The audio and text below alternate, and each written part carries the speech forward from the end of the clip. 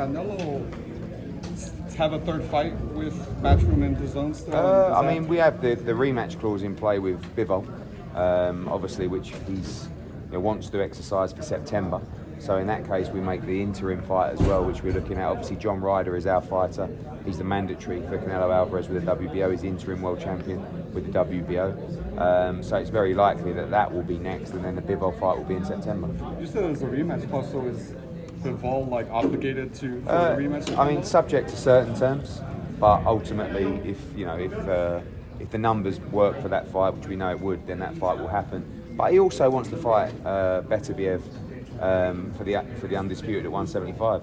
And also, I think the interesting thing about the fight is that I think that Bivol would like to fight Canelo at 168 to try and become undisputed. And I think Eddie Reynoso would be up for that as well. I think for Saul, probably would prefer it at 175 because he lost at 175, do you know what I mean? But Bivol is all about the belts. He's all about becoming undisputed.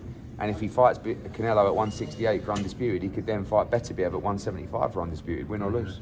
Hey, what do you make of those comments that he's well? Obviously, he's always very respectful, but he made it a point that Canelo's coming up with excuses. Excuses? Mm-hmm. Yeah, I don't think, to be honest with you, I don't think that Canelo's performance against Bivol or Triple G was quite up to his standards. Now, obviously, we know he was carrying an injury, but I don't know. I think that we expect so much from Canelo Alvarez that if he doesn't perform A-star every time, everyone starts wondering what's happening. We have to give credit to Bivol because it was an unbelievable performance. We saw in the Ramirez fight, this guy is a pound-for-pound great as well, and up at 175, it's very difficult for Saul to compete with those guys, but that's what he wanted to do. Yeah, what's next for Canelo? Obviously, John Ryder's in the mix. I think he'll be Ryder. I think I would love to take Saul abroad and fight internationally. He's done Las Vegas so many times. We had a great run through the back of COVID where we went to San Antonio with Callum Smith, we went to Miami with Yildirim, then we went to Dallas with Billy Joe Saunders, then he fought in Vegas against Caleb Plant. Now he's gone Vegas. I'd love to see him fight in London, and I'd also love to see him fight in Mexico. Is that a stadium fight? Yeah, in London, yeah, for sure. I mean, he would just be huge in London. And he wants to do that. About fighting in London, and how is I spoke to Eddie Reynoso, and he said, look, let us know the options. London, Mexico, America. I'd like to see him, if he's going to fight in America, personally, I'd like to see it in a stadium. I'd love to see him do the stadium shows. Dallas Cowboys against Billy Joe was unbelievable. Even Miami during COVID, we're only allowed 19,000 or something like that in the Hard Rock. That was incredible as well. I'd love to take him to Mexico, but it's, Eddie and Sal, the bosses, will just present the offers and the options, and they'll choose. Usyk was there. If the fight, hopefully David and Caleb happens, do you believe the winner of that fight? Because it seems like that seems like a fight that Canelo's kind of holding off on, and I don't think he's necessarily ducking. Do you think whoever wins that fight is should they deserve that fight with Canelo? Firstly, it's all in the future? I have no say.